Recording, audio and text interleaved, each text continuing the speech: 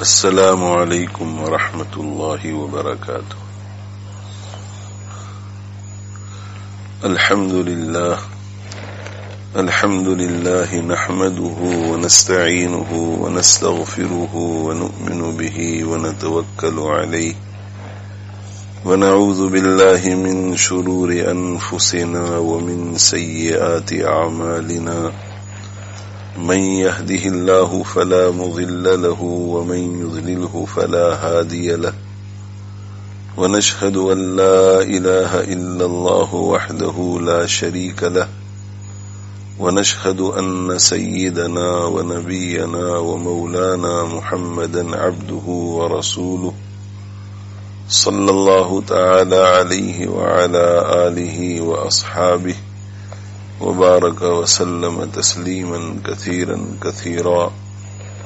أما بعد فأعوذ بالله من الشيطان الرجيم. بسم الله الرحمن الرحيم. ألم يأتكم نبأ الذين كفروا من قبل فذاقوا وبال أمرهم ولهم عذاب أليم. ذلك بأنه كانت تأتيهم رسلهم بالبينات فقالوا أبشر يهدوننا فكفروا وتولوا واستغنى الله والله غني حميد. زعم الذين كفروا أن لن يبعثوا قل بلى وربي لتبعثن ثم لتنبؤن بما عملتم وذلك على الله يسير. فآمنوا بالله ورسوله والنور الذي أنزلنا والله بما تعملون خبير. يوم يجمعكم ليوم الجمع ذلك يوم التغابن ومن يؤمن بالله ويعمل صالحا يكفر عنه سيئاته ويدخله جنات تجري من تحتها الأنهار خالدين فيها أبدا ذلك الفوز العظيم. والذين كفروا وكذبوا بآياتنا أولئك أصحاب النار خالدين فيها وبئس المصير.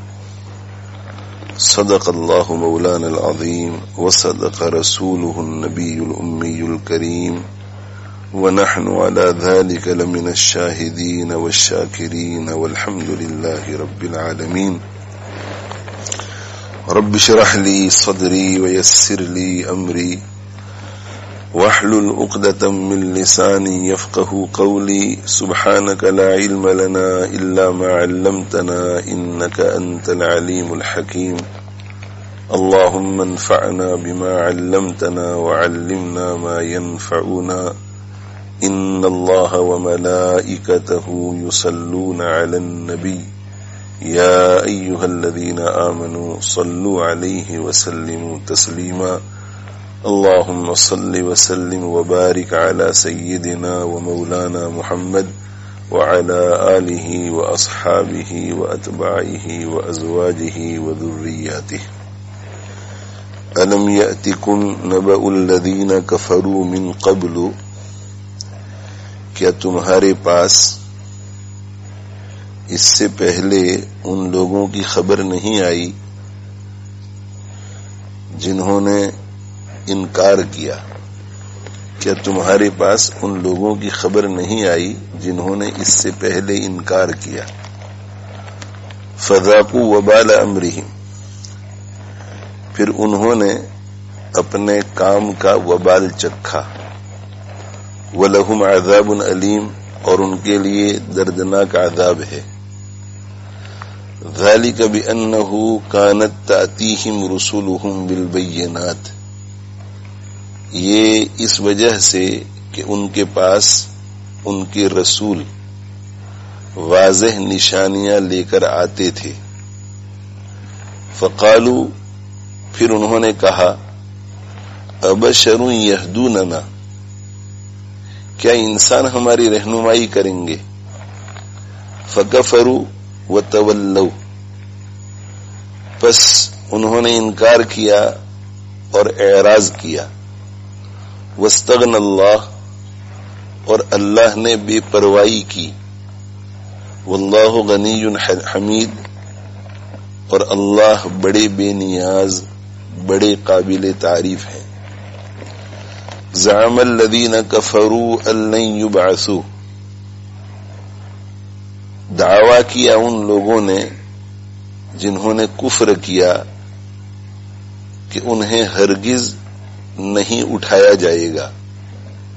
قل، آپ فرما دیجئے، بلا، کیوں نہیں، وربی، میرے رب کی قسم، لتبعثن، تمہیں ضرور بھی ضرور اٹھایا جائے گا.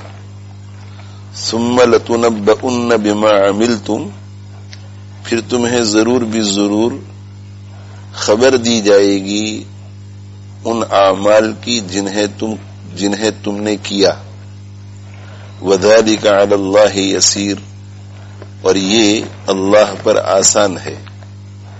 فآمنوا باللہ ورسولہ، پس تم ایمان لے آؤ اللہ پر اور اس کے رسول پر. والنور الذی انزلنا، اور اس نور پر جو ہم نے نازل کیا.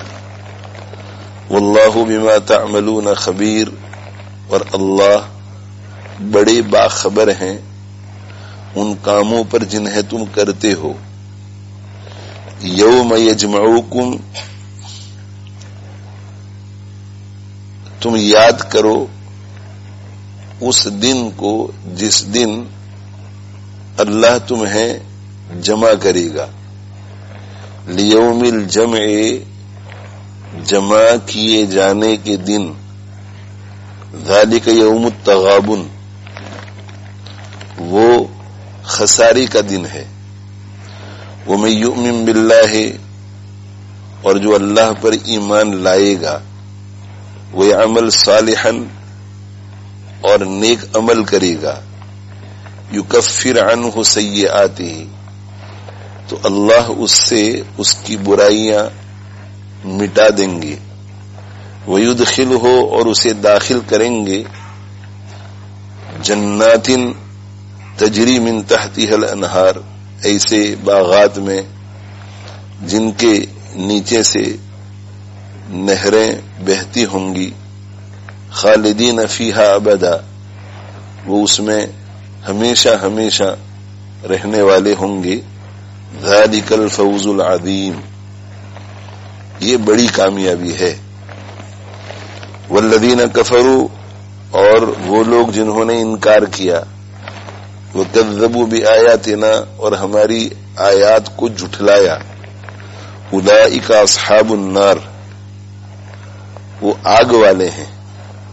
خالدین فیہا، وہ اس میں ہمیشہ رہنے والے ہوں گے. وبئس المصیر، اور لوٹنے کی جگہ بری ہے.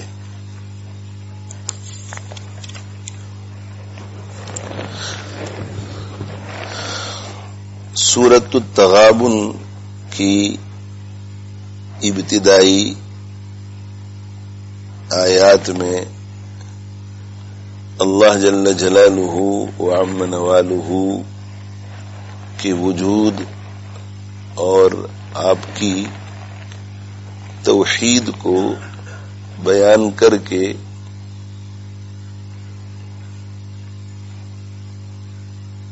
انسانوں کو، جنوں کو اس بات کی دعوت دی گئی تھی کہ تمہیں اللہ جل جلالہ وعم نوالہ کی فرما برداری کرنی چاہیے،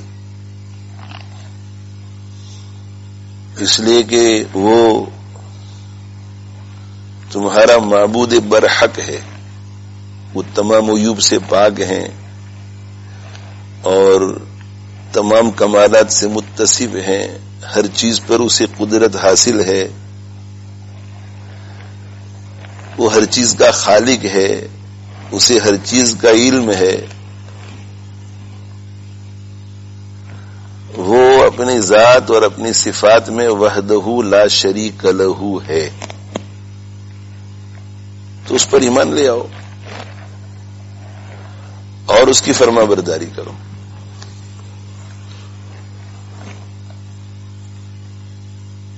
یہ جو شروع کی 4 آیات ہیں،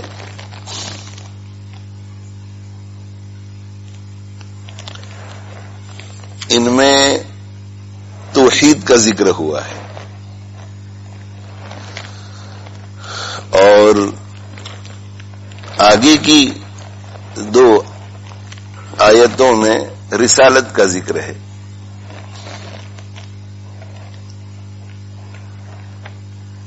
اور اس کے بعد جو آیتیں آ رہی ہیں ان میں معاد کا ذکر ہے، مرنے کے بعد کی زندگی کا ذکر ہے۔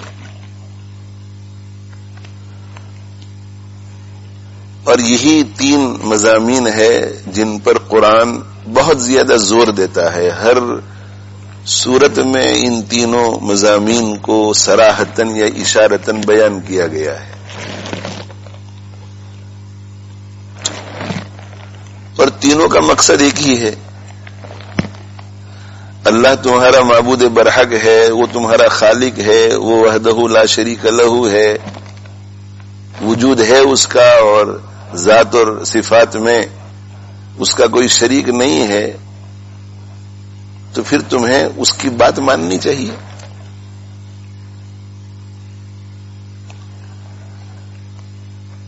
اور یہ جو پیغمبر ہماری طرف سے آئے ہیں، جب یہ اللہ کے رسول ہیں، جب ہم ثابت کر رہے ہیں کہ یہ اللہ کے رسول ہیں، تو جب یہ اللہ کے رسول ثابت ہو گئے تو تمہیں ان کی بات ماننی چاہیے، ایمان لانا چاہیے، اور ان کی اتباع کرنی چاہیے، ہماری فرما برداری کرنی چاہیے ان احکام میں جو رسول کے ذریعے تم تک پہنچ رہے ہیں۔ اور مرنے کے بعد زندگی ہے، مرنے کے بعد حساب ہونے والا ہے، سب کو اکٹھا کیا جائے گا، اور حساب کے نتیجے میں کچھ لوگوں کو جنت میں بھیجا جائے گا، کچھ لوگوں کو جہنم میں بھیجا جائے گا۔ جن لوگوں کو جنت میں بھیجا جائے گا وہ نفع میں رہیں گے، جن لوگوں کو جہنم میں بھیجا جائے گا وہ خسارے میں رہیں گے۔ تو جب یہ مرنے کے بعد کی زندگی بھی ہم ثابت کر رہے ہیں، اور جب یہ ثابت ہو جاتی ہے تو پھر تمہیں اس بات کی فکر کرنی چاہیے کہ کہیں ہم آخرت میں خسارے میں نہ رہیں، گھاٹے میں نہ رہیں۔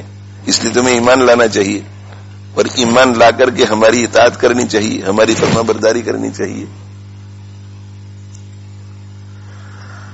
یہ 3 مضامین ایسے ہیں، توحید، رسالت اور معاد، مرنے کے بعد کی زندگی، کہ ان میں سے اگر ایک بھی ثابت ہو جائے تو انسان اللہ کی فرما برداری پہ مجبور ہو جاتا ہے۔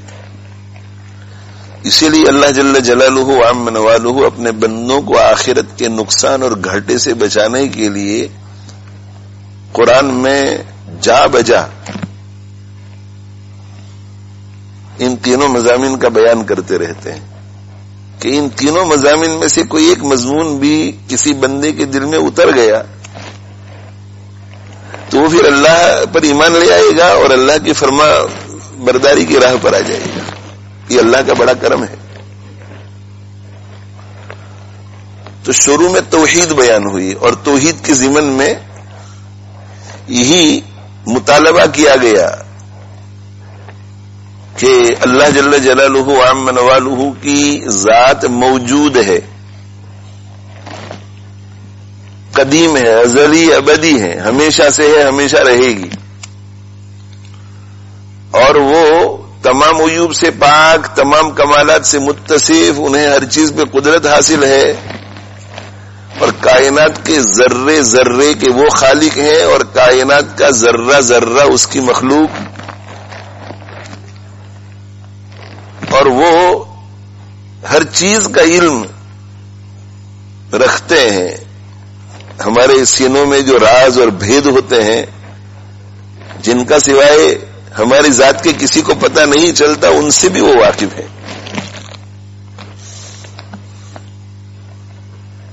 اس لیے تمہیں ایمان لے آنا چاہیے. اور اگر تم ایمان نہیں لاؤ گے تو تم سے پہلے بہت قومیں گزری ہیں جن میں کچھ لوگ ایمان لے آئے اور کچھ لوگوں نے انکار کیا.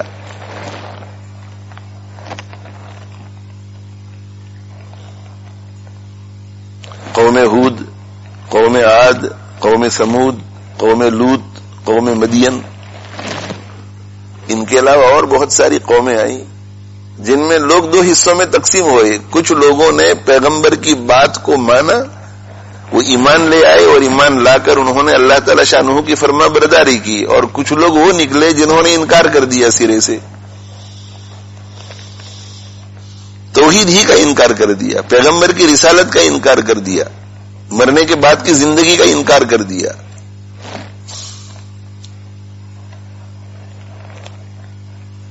اور یہ دونوں جماعتوں میں سے ہر ایک جماعت کا کیا حشر ہوا، اس کی کچھ کچھ خبریں تم تک بھی پہنچتی رہی ہیں، اس لیے کہ ہسٹری ہے تو داستانیں تو چلتی ہیں، اور پھر قرآن کے ذریعے بھی تم تک پہنچی ہیں یہ خبریں.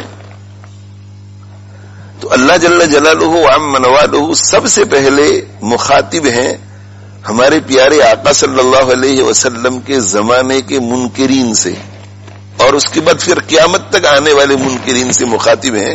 اور اللہ پوچھ رہے ہیں کہ الم یاتکم نبأ الذین کفروا من قبل، کیا تمہارے پاس ان لوگوں کی خبر نہیں آئی جنہوں نے ہمارے وجود کا، ہماری توحید کا، ہمارے پیغمبر کی رسالت کا، مرنے کے بعد کی زندگی کا انکار کیا اس سے پہلے، تم سے پہلے؟ خبریں تم تک پہنچی کہ نہیں؟ اور کیا تمہیں یہ خبر پہنچی کہ نہیں کہ فذاقوا وبال امرہم، انہوں نے اپنے کیے کا وبال دنیا ہی میں چکھ لیا، اپنے کیے کا وبال دنیا ہی میں چکھ لیا. اور یہ معاملہ وہاں پر جا کر کے ختم نہیں ہوا، وَلَهُمْ عَذَابٌ عَلِيمٌ، اور ان کے لیے ابھی تو آخرت کا دردناک عذاب انتظار کر رہا ہے. عالم برزخ میں عذاب ہو رہا ہوگا، اور پھر قیامت کا دن آئے گا، قیامت کے دن کی ہولناکی سے گزرنا پڑے گا، اور پھر جہنم میں ہمیشہ کے لیے انہیں ڈال دیا جائے گا. کیا تمہارے پاس ان لوگوں کی خبریں نہیں آئی جن لوگوں نے تمہاری طرح انکار کیا اس سے پہلے؟ تم پہلے نہیں ہے، تم سے پہلے بھی لوگوں نے انکار کیا ہے. تو ان کی زندگیوں سے سبق لو. ان کے ساتھ کیا ہوا؟ فذاقوا وبال امرہم، انہوں نے اپنے کیے کا وبال چکھا. وبال جو ہے، وبال بوجھ کو کہتے ہیں، بوجھ. انہوں نے اپنے کیے کا بوجھ اٹھایا عذاب کی شکل میں، اور اسے چکھا انہوں نے. اور یہ نہیں کہ بس ان کو سزا مل گئی اور معاملہ رفع دفع ہو گیا، نہیں، وَلَهُمْ عَذَابٌ عَلِيمٌ، ان کے لیے دردناک عذاب ہے. ابھی بھی وہ برزخ میں عذاب میں ہوں گے، اور مرنے کے بعد کی زندگی میں بھی ہمیشہ کے لیے عذاب میں مبتلا رہیں گے. اور یہ سب کچھ کیوں ہوا؟ ذَلِكَ بِأَنَّهُ كَانَتْ تَأْتِيهِمْ رُسُلُهُمْ بِالْبَيِّنَاتِ، یہ سب کچھ اس وجہ سے ہوا. ان کو جو عذاب دیا گیا دنیا میں، اور پھر ہمیشہ کا عذاب ان کو دیا جائے گا آخرت میں، یہ سب کچھ اس لیے ہوا کہ ان کے پاس ان کے رسول آتے تھے. ہم اپنی مہربانی سے ان کو خواب غفلت سے بیدار کرنے کے لیے یکی بات دیگرے رسولوں کو بھیجتے رہتے تھے. لیکن جب رسول ان کے پاس آئے تو انہوں نے کیا کہا؟ فَقَالُوا أَبَشَرٌ يَهْدُونَنَا، تو انہوں نے کہا کہ کیا ہمارے جیسے انسان ہماری رہنمائی کریں گے؟ ہم رجال ونحن رجال، ہم اور یہ تو ایک جیسے ہیں.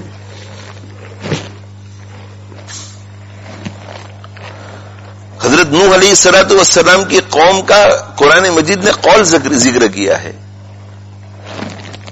ما نراک الا بشرا مثلنا. اے نوح، تیرے اندر کون سی خصوصیت ہے کہ جس کی بنیاد پر ہم تیرے اوپر ایمان لے آئے؟ ان کو وہ خصوصیت نظر نہیں آ رہی تھی. یہ ان کی حماقت تھی, یہ ان کی جہالت تھی. تو وہ کہتے تھے کہ ما نراک الا بشرم مثلنا, ہم تجھے نہیں دیکھ رہے ہیں مگر ہمارے جیسا ایک بشر, ہمارے جیسا ایک انسان. تو ہمارے جیسا ایک انسان ہے.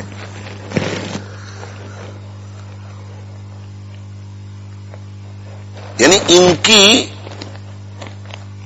نظروں میں پیغمبر کا بشر ہونا یہ رسالت کے منافی تھا کہ پیغمبر بشر نہیں ہو سکتا, اور جو بشر ہے وہ پیغمبر نہیں ہو سکتا. تو قرآن مجید کو اگر غور سے دیکھیں اور جہاں جہاں یہ پیغمبر کے بشر ہونے کا ذکر آتا ہے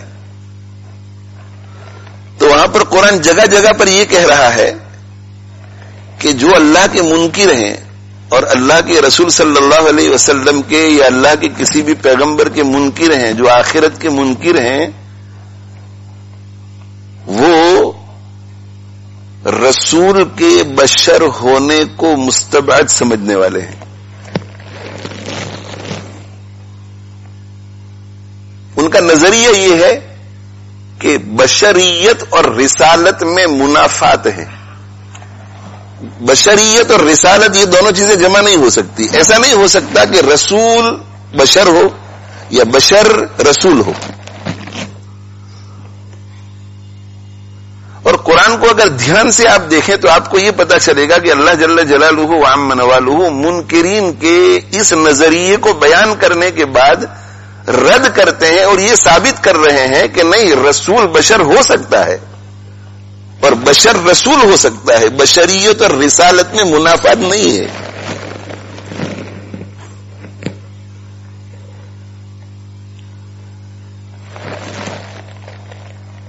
اور پھر اگر کسی کے ذہن میں یہ بات آئے کہ بھئی اگر رسول بھی بشر ہے تو ہم بھی بشر,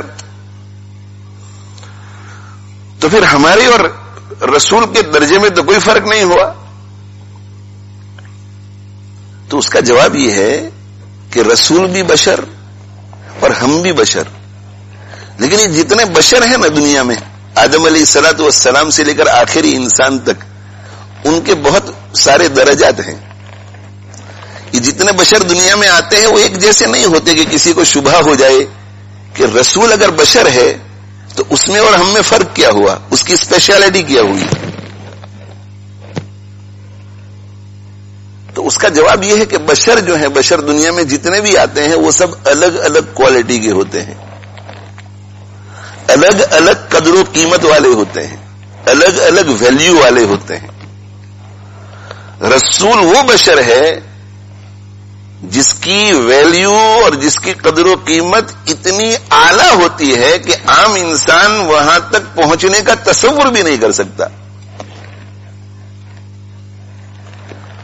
اور جو رسول ہیں, رسول وہ بھی 1,00,000 سے زیادہ ہیں, سارے بشر ہیں. پھر ان کی کوالٹیز میں بھی بہت فرق ہے. اور رسول کے علاوہ جتنے انسان ہیں ان میں ایک طبقہ مومنین کا ہے اور ایک طبقہ غیر مومنین کا ہے. تو یہ مومنین جو ہے ان کے درجوں میں بھی بہت فرق ہے.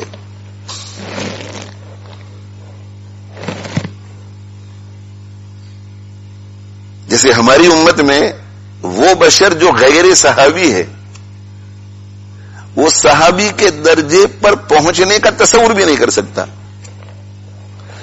اور صحابہ کرام رضوان اللہ تعالی علیہ مجمعین کی جماعت میں جو سب سے ادنا درجے کا صحابی ہے وہ عشرہ مبشرہ میں سے کسی کے درجے پر پہنچنے کا تصور نہیں کر سکتا. اور حضرت عمر فاروق جیسے صحابہ ہیں وہ صدیق اکبر کے مقام تک پہنچنے کا تصور نہیں کر سکتے. اور جو غیر صحابہ ہیں ان میں پھر مختلف درجات, فساق فجار میں بھی بعض لوگ بہت ہی پرلے درجے کے, اور بعض جو ہے فساق فجار ہیں مگر کچھ نیکیاں بھی ہیں. اور پھر 16 اولیاء ان میں پھر پتہ نہیں کتنے درجات. اور ان کے بعد آتا ہے منکرین کا درجہ. تو منکرین کے درجے میں بھی کچھ سلجھے ہوئے منکرین ہوتے ہیں تو منکر وہ بھی اللہ کے دشمن, لیکن سلجھے ہوئے, وہ حق کی اتنی مخالفت نہیں کرتے. اور پرلے درجے کے ان المنافقین فی الدرک الاسفل من النار.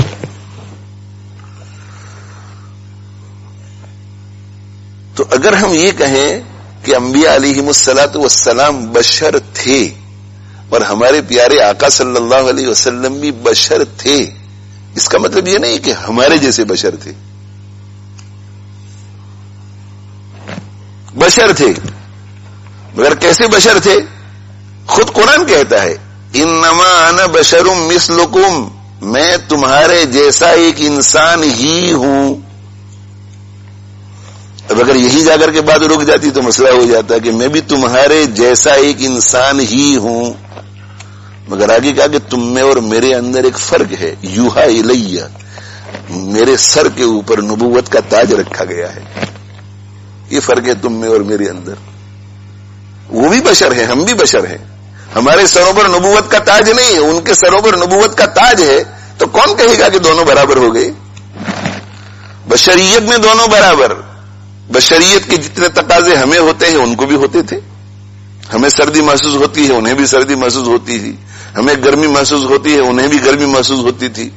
سانپ کو دیکھ کر ہمارے دل میں اول وہلے میں خوف پیدا ہو جاتا ہے, انہیں بھی خوف پیدا ہوتا تھا. ہمیں بھوک لگتی ہے, انہیں بھی بھوک لگتی تھی. ہم شادی کرتے ہیں, انہوں نے بھی شادیاں کی. بشر.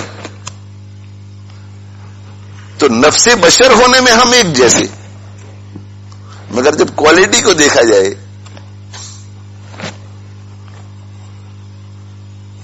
جیسے پتھر ہیں, کچھ پتھر تو وہ کنکر کی شکل میں ہوتے ہیں جس سے بچے کھیلتے رہتے ہیں, ٹھوکر مارتے ہیں بچے.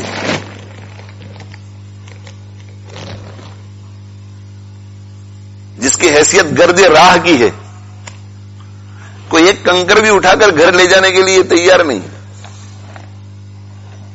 اور یہ مسجدوں کے اندر اور گھروں کے اندر ماربل لگتے ہیں, وہ بھی تو پتھر ہیں, لیکن اس کنکر میں اور اس ماربل میں فرق تو ہے نا. وہ بھی پتھر, یہ بھی پتھر. اب اگر کوئی کہے کہ دونوں برابر, اگر کوئی ماربل کی دکان میں جا کر کے یہ کہے کہ یہ پتھر ہی تو ہے اور اس کا تم ہم سے پیسے مانگ رہے ہیں, پتھر تو بہت گرے پڑے ملتے ہیں, کہا کہ نہیں, اس پتھر میں اور اس پتھر میں فرق ہے. یہ پتھر اتنا قیمتی ہے کہ جب میں رات کو دکان بند کرتا ہوں تو تالا لگا کے جانا پڑتا ہے. پتھر ہیں دونوں. اور چلتے چلتے پھر پتھر جو ہے وہ یاقوت پہ چلا جاتا ہے. یاقوت,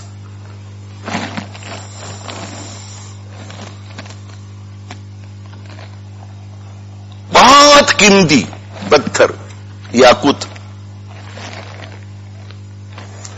ہزاروں لاکھوں خرچ کرتے ہیں تو وہ یاقوت ملتا ہے. تو اگر کوئی کہے کہ یہ راستے میں کنکر جو پڑا ہوا ہے وہ بھی پتھر ہے اور وہ یاقوت بھی پتھر ہے, دونوں برابر ہے. اگر کوئی کہے کہ یہ بھی پتھر ہے اور وہ بھی پتھر ہے, تو کوئی یہ کہے کہ تمہاری عقل ٹھکانے پر ہے, آپ اسے بھی پتھر کہتے ہیں, آپ اسے بھی پتھر کہتے ہیں, تو پوری دنیا کہے گی کہ عقل بالکل ٹھکانے پر ہے, یہ بھی پتھر اور وہ بھی پتھر, مگر اس کے لیے ایک کوڑی بھی نہ آئے اور اس پر لاکھوں خرچ کرو تو بھی تمہارے ہاتھ میں نہ آئے. تو یہ بھی بشر ہے اور وہ بھی بشر ہے.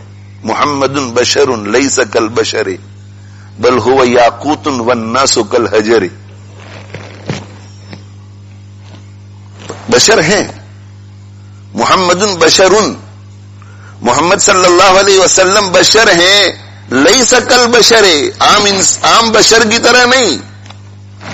بل هو یاقوت, بلکہ مثال کے طور پر یہ سمجھو کہ وہ بمنزلے یاقوت کے ہیں اور باقی انسان بمنزلے کنکر اور پتھر کے ہیں. جتنا تفاوت پتھر اور کنکر اور یاقوت کے درمیان ہے اس سے کئی گنا زیادہ عام انسانوں میں اور محمد صلی اللہ علیہ وسلم میں فرق ہے.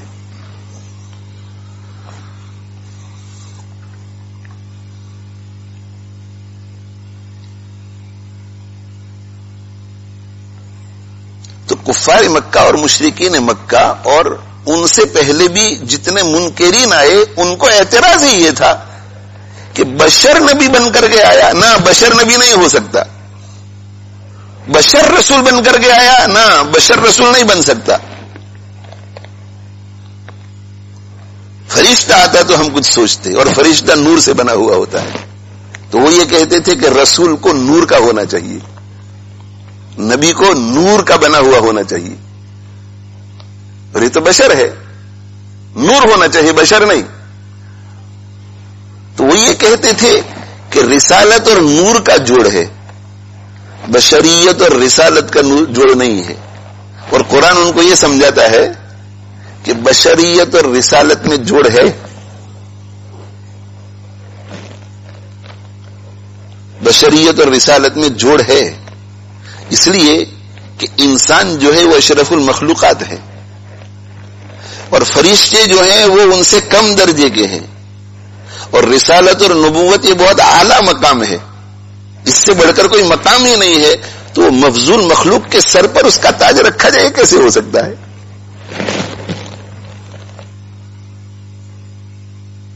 بشر کا مقام اعلیٰ، نور کا مقام ادنا، اور سب سے اعلیٰ جو مرتبہ ہے نبوت اور رسالت کا، اس کا تاج رکھا جائے ادنا کے سر پر، اور اعلیٰ کو چھوڑا جائے جس کے بارے میں 4 قسمیں کھا کر اللہ فرماتے ہیں کہ والتین والزیتون وطور سینین وہذا البلد الامین لقد خلقنا الانسان فی احسن تقویم. تو بشر ہونا تو کمال کی بات ہے.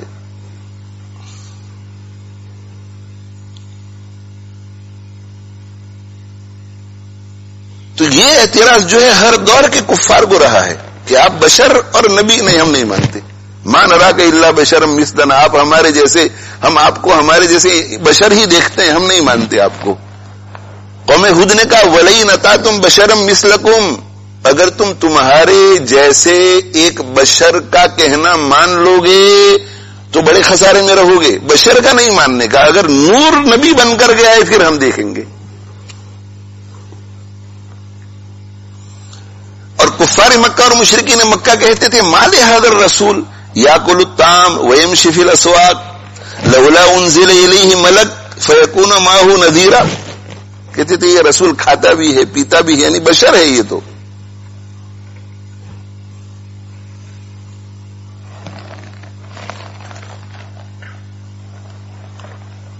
اور دوسری جگہ پر اللہ تعالی شانہ ایک اعتراض نقل کرتے ہیں ان کا، وقالوا لولا انزل علیہ ملک، یہ کہتے ہیں کہ فرشتہ کیوں نہیں اتارا گیا؟ بھائی فرشتہ آتا ان کے سپورٹ میں اور کہتا کہ اللہ کے رسول ہیں. یا ہے کہ فرشتے کو ہی بنا کر بھیجتے پیغمبر.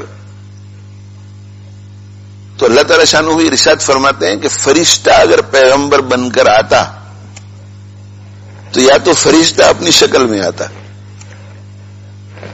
فرشتہ اپنی اصلی شکل میں آتا، یا دوسری شکل یہ کہ آتا فرشتہ مگر بشر کی شکل میں آتا. اگر بشر کی شکل میں آتا تو پھر وہی اعتراض کرتے کہ یہ تو بشر ہے، اس لیے کہ وہ تو بشر جیسا نظر آتا. تو اگر بشر کی شکل میں آتا تو کہتے کہ یہ تو بشر ہے اور بشر نبی نہیں بن سکتا. اور اگر اصلی شکل میں آتا فرشتے کی شکل میں تو یہ تاب نہ لا سکتے. اللہ کے نبی صلی اللہ علیہ وآلہ وسلم نے حضرت جبریل امین کو ان کی اصلی شکل میں دیکھا تو بخار ہو گیا آپ صلی اللہ علیہ وسلم. یہ تاب نہ لا سکتے. اور اگر تاب لا سکتے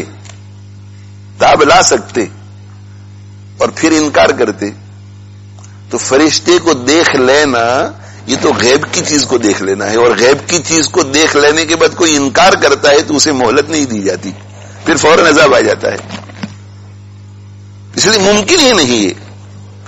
اور پھر یہ کہ عقل بھی اس کا تقاضا کرتی ہے کہ انسان آتا ہے، اس لیے کہ نبی ماڈل بن کر آتا ہے. تو اگر فرشتہ نبی بن کر آتا اور وہ رمضان کے روزے رکھتا تو ہم کیا کہتے؟ بھئی تمہیں نہ بھوک لگتی ہے تو نہ پیاس لگتی ہے اور ہمیں روزہ رکھنے کے لیے کہہ رہے ہیں.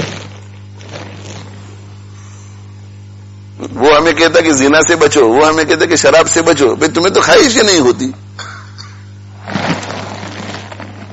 وہ ہمیں کہتا کہ نمازیں پڑھو، تو کہ تم کو تو نمازوں میں مزہ آتا ہے، تمہیں کوئی سستی نہیں ہوتی. اس لیے اللہ جل جلالہ وعم نوالہ بشری جتنے تقاضے ہیں ان سارے تقاضوں والے مجسمے کو دنیا میں بھیجتے ہیں، اور پھر اسے اعلی صفات اور اعلی اخلاق اور اعلی کردار سے نوازتے ہیں، اور پھر اسے ہمارے لیے ماڈل بناتے ہیں کہ اگر یہ کر سکتے ہیں تو تم کیوں نہیں کر سکتے.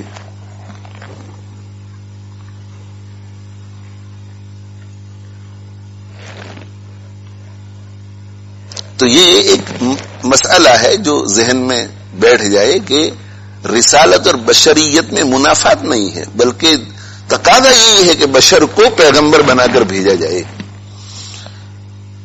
لیکن شیطان جو ہے اس قسم کی باتیں ڈالتا ہے. فقالوا، انہوں نے کہا کہ ابشر یہدوننا، کیا ہمارے جیسے انسان ہماری رہنمائی کریں گے؟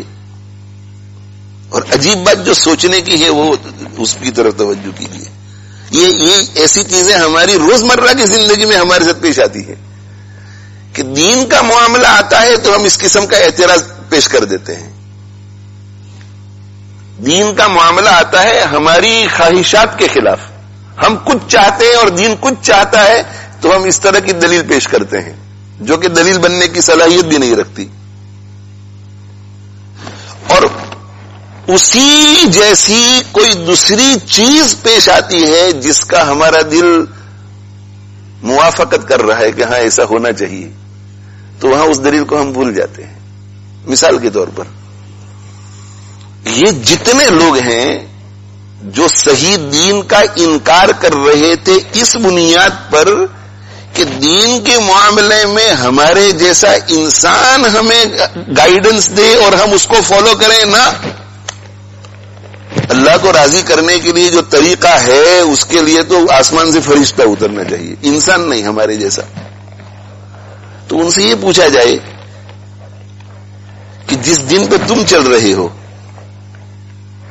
اور اس دن پر چلتے ہوئے جتنے تم کام کر رہے ہو، جتنے رسوم ہیں، جتنے رواج ہیں، وہ تم کو کس نے بتلائے ہیں؟ وہ سارے کام کرنے کے لیے تم کو کس نے کہا کہ یہ رسم ادا کرو گے تو اللہ خوش ہوگا،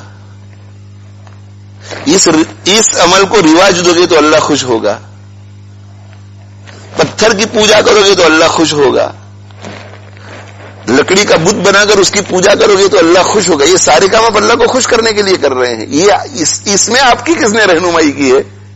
نور نے یا بشر نے؟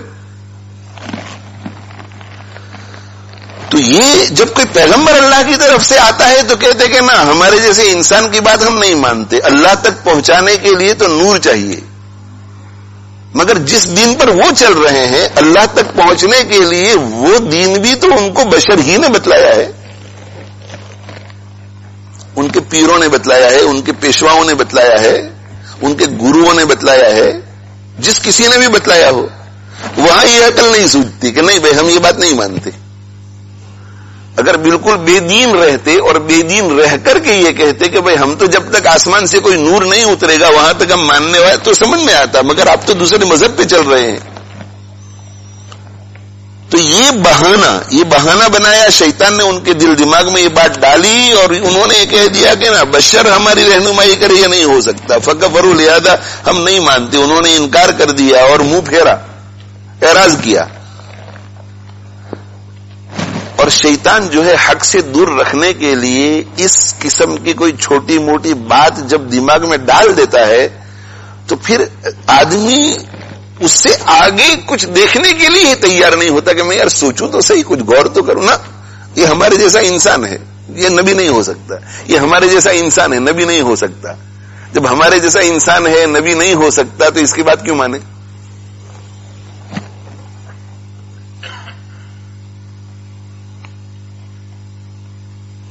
ذرا جھانکے تو صحیح آدمی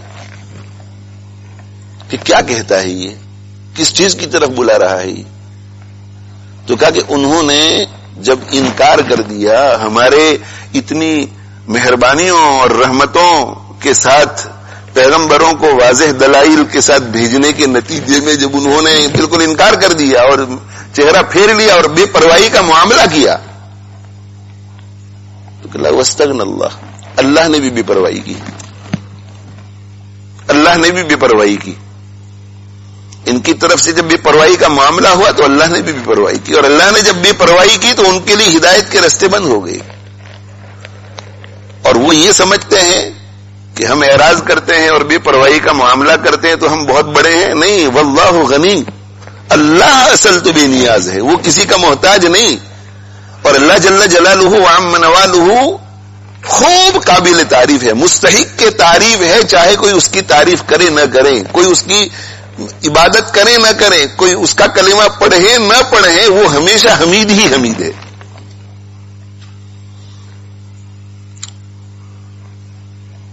تو رسالت کی طرف انہیں متوجہ کیا، اور اس کے بعد جو ہے انہیں معاد کی طرف متوجہ کیا. زعم الذین کفروا ان لن یبعثوا، یہ منکر جو ہیں ان کا یہ دعویٰ ہے. زعم یہ گمان کے معنی میں بھی آتا ہے کہ منکرین کا یہ گمان ہے، اور زعم جو ہے قول کے معنی میں بھی آتا ہے. زعم الذین کفروا قال الذین کفروا، اور دعوے کے معنی میں بھی آتا ہے. حضرت شیخ الہند رحمۃ اللہ علیہ نے دعوے کا ترجمہ کیا ہے. تو یہاں گمان کے معنی میں نہیں ہے، یہاں یہی ہے کہ زعم الذین، انہوں نے کہا یا کہ انہوں نے اس بات کا دعویٰ کیا، ان کو یقین تھا اس بات کا کہ ان لن یبعثوا، کہ مرنے کے بعد دوبارہ دوسری زندگی میں ان کو ہرگز اٹھایا نہیں جائے گا. تو اللہ جل جلالہ وعم نوالہ نے اپنے پیغمبر صلی اللہ علیہ وسلم کو حکم فرمایا، قل، آپ فرمائیے، بلا، کیوں نہیں اٹھائے جائیں گے یہ سب. وربی، میرے رب کی قسم. دیکھو حکم ہوا کہ تم قسم کھا کر کے یہ بات کہو. قل، آپ کہہ دیجئے، بلا، کیوں نہیں، انہیں کیوں نہیں اٹھایا جائے گا، ضرور اٹھائے جائیں گے. وربی، میرے رب کی قسم، لتبعثن، تمہیں ضرور بھی ضرور اٹھایا جائے گا. قرآن مجید میں صرف 3 جگہ ایسی ہیں کہ جہاں اللہ جل جلالہ وعم نوالہ نے اپنے پیغمبر صلی اللہ علیہ وآلہ وسلم کو حکم فرمایا کہ تم قسم کھاؤ میرے پیغمبر، اور قسم کھا کر کے یہ بات کہو. وَيَسْتَنْبِئُونَكَ حَقٌّ هُوَ قُلْ إِي وَرَبِّي إِنَّهُ لَحَقٌّ وَقَالَ الَّذِينَ كَفَرُوا لَا تَأْتِينَ السَّاعَةُ قُلْ بَلَى وَرَبِّي لَتَأْتِيَنَّكُمْ. اور ایک یہاں پر تو آپ اسے اندازہ لگاؤ کہ یہ مرنے کے بعد کی زندگی میں جو لوگ شک و شبہ کرتے ہیں، اس شک و شبہ کو اللہ نے سرے سے اس کی جڑ کو کاٹ کے رکھ دیا. ایک تو کہ قرآن کہتا ہے، اور دوسرا ہے کہ قرآن میں بھی اللہ اپنے پیغمبر کو حکم کرتے ہیں جو صادق مصدوق ہے کہ تم کہیے، اور صرف اسی طرح مت کہیے بلکہ قسم کھا کر کہیے. قل، آپ فرما دیجئے، بلا، کیوں نہیں، تمہیں ضرور بھی ضرور اٹھایا جائے گا. مرنے کے بعد قبروں سے اٹھایا جائے گا، جہاں کہیں بھی ہوں گے وہاں سے تمہیں اٹھایا جائے گا. وربی، میرے رب کی قسم، تمہیں ضرور بھی ضرور اٹھایا جائے گا. اور صرف اتنا ہی نہیں کہ تم کو زندہ کیا جائے گا، ثم لتنبؤن بما عملتم، پھر تمہیں ضرور بھی ضرور خبر دی جائے گی، اطلاع کی جائے گی ان اعمال کی جو تم نے کیے. یہ تمہارے سارے کرتوتوں کی تم کو خبر دی جائے گی، اور خبر دی جائے گی اور حساب کتاب ہوگا، اور اس کے نتیجے میں تم کو جہنم میں ڈالا جائے گا. وَذَلِكَ عَلَى اللَّهِ يَسِيرٌ، اور یہ کام اللہ پر آسان ہے، یہ کام کوئی مشکل نہیں ہے، یہ کام اللہ پر آسان ہے. اللہ جل جلالہ وعم نوالہ تو وہ ذات ہے جو پہلی مرتبہ پیدا کرتی ہے. وَهُوَ الَّذِي يَبْدَأُ الْخَلْقَ، اللہ وہ ہے جو ابتداءً پیدا کرتا ہے پہلی مرتبہ. تو جب کوئی چیز ہوتی ہی نہیں اس کو پیدا کرنا، کوئی چیز ہوتی ہی نہیں اس کو پیدا کرنا زیادہ مشکل ہے. یہ ایک چیز ہے، پھر وہ گل سڑ جاتی ہے مگر راکھ ہے، اس کی ہڈیاں ہیں، کچھ تو ہیں. تو پہلے کچھ نہیں تھا، اس سے اللہ نے پیدا کیا. تو جب کچھ ہے اس سے دوبارہ پیدا کرنا پہلی مرتبہ پیدا کرنے سے زیادہ مشکل ہے یا زیادہ آسان ہے؟ اللہ جل جلالہ وعم نوالہ کے لیے تو دونوں شکلیں برابر ہیں، لیکن ہمیں سمجھانے کے لیے کہا کہ پہلے تو کچھ بھی نہیں تھا، کچھ بھی نہیں تھا پھر بھی تمہیں بنایا، کچھ بھی نہیں تھا پھر بھی آسمان بنایا، کچھ بھی نہیں تھا پھر بھی درخت بنایا، گاڑی تھی ہی نہیں اس کو بنایا، گاڑی کو بنایا، پھر گاڑی جو ہے وہ ایکسیڈنٹ میں بالکل ختم ہو گئی، تو جو اس گاڑی کو شروع میں بنا سکتا ہے وہ اس کو ٹھیک نہیں کر سکتا؟ بالکل ٹھیک کر سکتا ہے۔ تو ہمیں سمجھانے کے لیے کہا کہ وَهُوَ الَّذِي يَبْدَأُ الْخَلْقَ ثُمَّ يُعِيدُهُ، وہی ہے جو شروع میں تم کو پیدا کرتا ہے ابتدا میں، ثُمَّ يُعِيدُهُ، پھر تمہیں مارے گا اور مارنے کے بعد پھر دوبارہ تمہاری ہڈیوں سے تم کو زندہ کرے گا، وَهُوَ أَهْوَنُ عَلَيْهِ، اور یہ دوسری مرتبہ پیدا کرنا پہلی مرتبہ پیدا کرنے سے زیادہ آسان ہے۔ یہ تم مانتے ہو کہ نہیں؟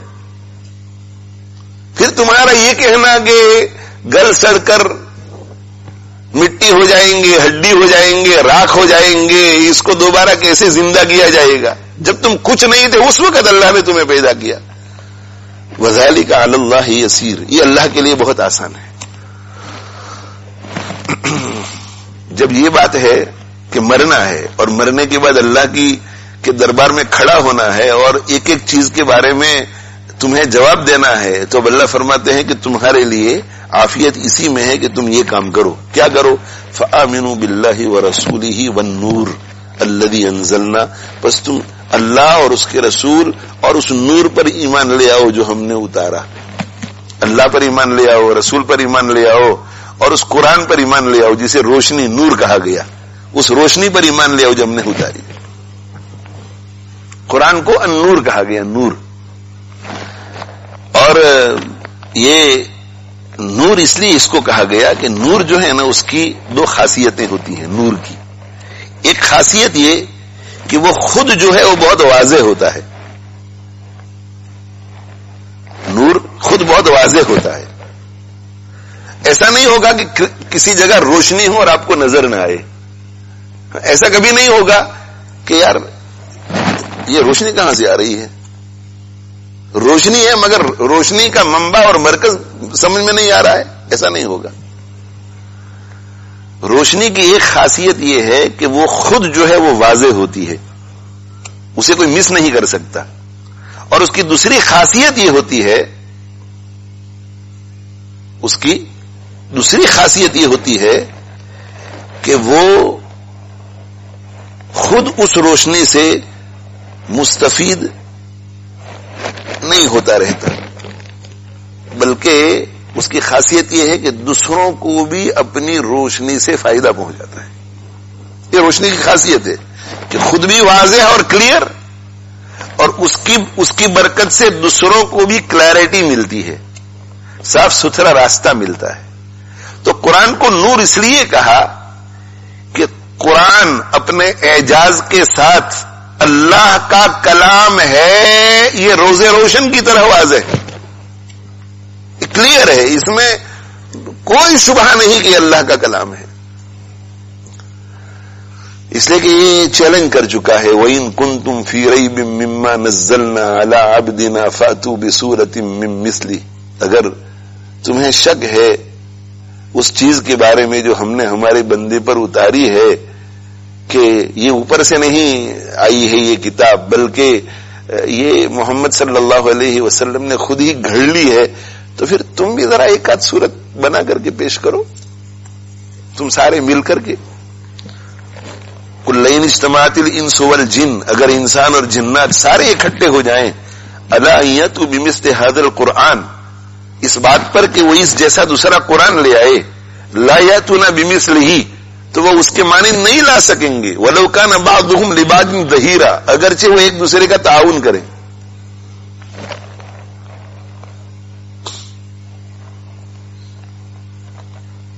ایک دلیل اس کے کلام اللہ ہونے کی یہ ہے، ایک دلیل اس کے منزل من اللہ ہونے کی یہ ہے کہ یہ معجز ہے، اس نے عاجز کر دیا سب کو کہ اس جیسی ایک صورت بنا کر کے لے آؤ۔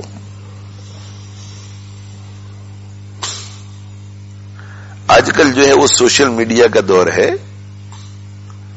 آپ دیکھتے ہیں کہ اسلام کے خلاف کتنی محنتیں اور کوششیں کی جا رہی ہیں.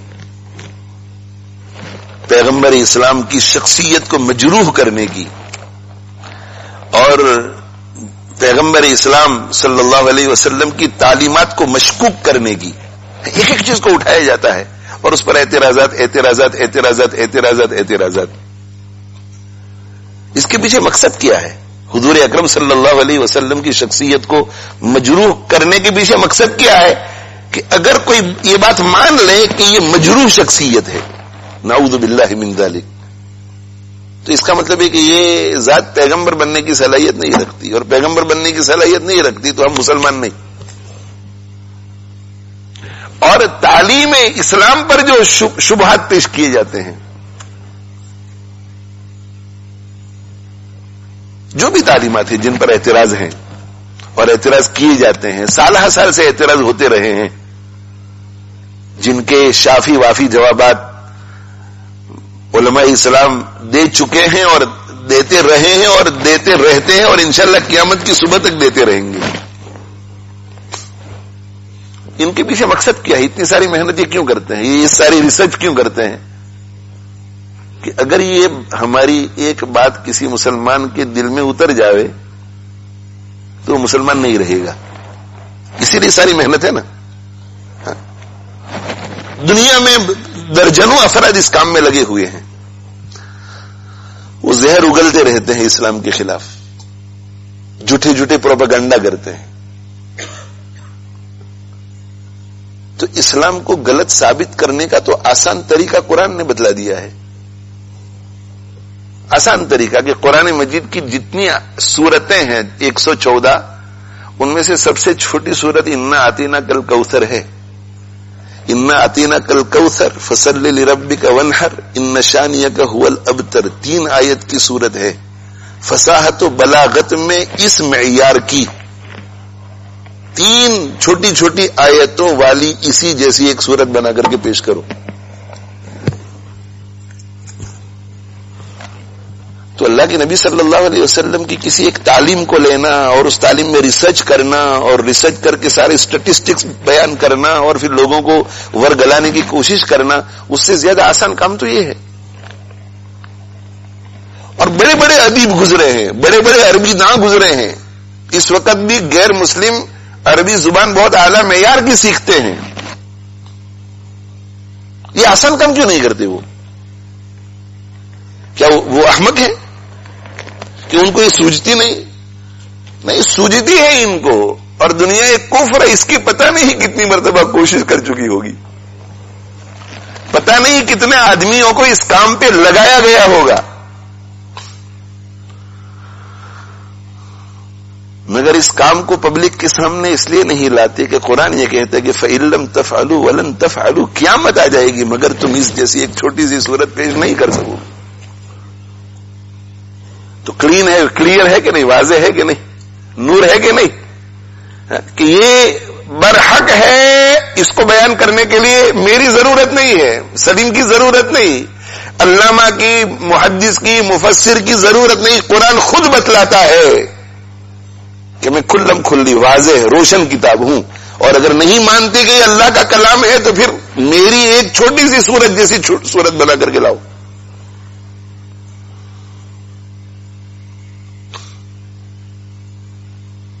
ایک دلیل یہ ہے. اور دوسری دلیل یہ کہ انا نحن نزلنا الذکر و انا لہ لحافظون، یہ کتاب ہم نے اتاری ہے اور ہم اس کی حفاظت کریں گے، اور اس طریقے سے کریں گے کہ صدیاں گزر جانے کے بعد بھی اس کے ایک نقطے میں فرق نہیں آئے گا. اگر یہ انسان کا کلام ہوتا اور انسان ایسا دعویٰ کر کے جاتا کہ یہ اللہ کا کلام ہے اور اس میں ایک نقطے کا فرق نہیں آ سکتا، تو 1400 سال میں کہیں نہ کہیں فرق آ جاتا، لیکن اب تک نہیں آیا. تو جس نے یہ دعویٰ کیا ہے وہ اس کی حفاظت کر رہا ہے. اس سے بھی یہ پتا چلا کہ اللہ کی کتاب ہے، واضح بالکل. اور پھر اس کی ایک ایک آیت میں انسانوں کے لیے جو رہنمائی ہے وہ بھی بالکل روشن دل کو لگنے والی باتیں، عقل قبول کرتی جاتی ہے بشرطے کہ تعصب سے نہ دیکھے، بشرطے کہ طبیعت میں سلامتی ہو. اس میں عقل کی باتیں ہیں، دانائی کی باتیں ہیں، حکمت کی باتیں ہیں. جو شخص اس کو پڑھتا ہے اس کی عقل میں اضافہ ہوتا ہے، اس کی حکمت میں اضافہ ہوتا ہے، اور یہ رہنمائی کرتی ہے. تو یہ خود بھی روشن اور دوسروں کے لیے بھی روشنی کا سامان. تو اللہ تعالیٰ شانہ ارشاد فرماتے ہیں کہ ایمان لے آؤ اللہ اور اس کے رسول اور اس کتاب پر جو ہم نے اتاری، اس لیے کہ اگر تم نے ایمان قبول نہیں کیا ان چیزوں پر اور ہماری فرما برداری نہیں کی تو واللہ بما تعملون خبیر، اللہ بڑے باخبر ہے ان کاموں سے جنہیں تم کرتے ہو. اور ہم تمہیں یاد دہانی کرا رہے ہیں کہ ایک دن آنے والا ہے جب اللہ جل جلالہ و عم نوالہ سب کو جمع کریں گے، اور اس دن کا نام یوم الجمع ہے. یوم الجمع کیوں ہے؟ اس لیے کہ اولین اور آخرین کو اللہ اس دن جمع کریں گے. یوم الجمع اس کو کہا اکٹھا کیے جانے کا دن، جمع کرنے کا دن. اس کو جمع کرنے کا دن کیوں کہا گیا؟ اس قیامت کے دن کو یوم الجمع کیوں کہا گیا؟ اس لیے کہ اللہ تعالی شانہ اولین اور آخرین انسانوں کو، جنوں کو، فرشتوں کو، مؤمنین کو، منکرین کو، صلحاء کو، فساق فجار کو، چھوٹوں کو، بڑوں کو، مردوں کو، عورتوں کو ایک جگہ پر جمع فرما دیں گے.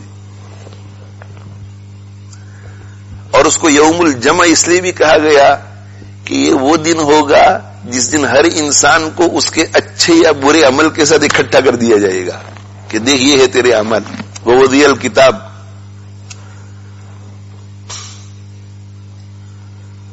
ووضع الکتاب، کتاب رکھ دی جائے گی. فتر المجرمین مما فیہ، اور مجرم دیکھیں گے کتاب میں جو سب کچھ لکھا ہوا ہے اور کہیں گے کہ یا ویلتنا، ہائے ہمارا ناس، ہماری ہلاکت ہو. مال ھذا الکتاب، اس کتاب کو کیا ہو گیا ہے؟ لا یغادر صغیرۃ ولا کبیرۃ الا احصاها، کہ یہ چھوٹی بڑی کسی چیز کو نہیں چھوڑتی مگر یہ کہ اس نے اکٹھا کر لیا ہے. تو یوم الجمع اس لیے ہے کہ ہر انسان کو اس کے اعمال کے ساتھ اکٹھا کر دیا جائے گا. اور اس لیے بھی اس کو یوم الجمع کہتے ہیں کہ اس دن میں ظالم اور مظلوم کو اکٹھا کر دیا جائے گا. دنیا میں تو ظالم بھاگ جاتا ہے، ظالم ہاتھ نہیں آتا، کبھی پکڑا جاتا ہے کبھی پکڑا نہیں ہے. وہاں قیامت کے دن ظالم اور مظلوم کو اللہ کے کورٹ میں کھڑا کر دیا جائے گا. تو یہ یوم یجمعکم سے پہلے اذکروا محذوف ہے. اذکروا، یاد کرو اس دن کو جس دن اللہ تم سب کو اکٹھا کرے گا. جمع کرنے کے دن، جمع کیے جانے کے دن، جس دن لوگوں کو جمع کیا جائے گا، سب کو جمع کیا جائے گا. اور وہ دن کیا ہوگا؟ ذالک یوم التغابن، یہ خسارے کا دن ہے، یہ خسارے کا دن ہے، یہ گھاٹے کا دن ہے، یہ گھاٹے کا دن ہے، خسارے کا دن ہے. گھاٹے اور خسارے کا دن کس کے لیے؟ جنہوں نے اللہ کی نافرمانی کی دنیا میں، جنہوں نے اللہ کا انکار کیا، جو منکر ہوئے، ان کے لیے تو یہ گھاٹے کا دن ہے. ان کے لیے تو یہ گھاٹے کا دن، اس لیے کہ ان کو تو سیدھا جہنم میں ہمیشہ کے لیے پھینک دیا جائے گا. اور جو مومنین ہیں مگر ان کے نام اعمال میں برے اعمال اچھے اعمال سے زیادہ ہیں، ان کے لیے بھی گھاٹے کا دن ہے. اس لیے کہ انہیں پہلے جہنم میں جانا پڑے گا، پھر جنت میں جائیں گے اگر اللہ کا فضل شامل حال نہیں ہوا. اور وہ لوگ جو نیک ہیں اور صلح ہیں اور سیدھے جنت میں چلے جائیں گے جہنم میں جائے بغیر، ان کے لیے بھی گھاٹے کا دن، ان کے لیے بھی گھاٹے کا دن. قیامت کا دن کا ایک نام یوم التغابن ہے، گھاٹے کا دن، اور دوسرا نام ہے یوم الحسرہ، حسرت کا دن.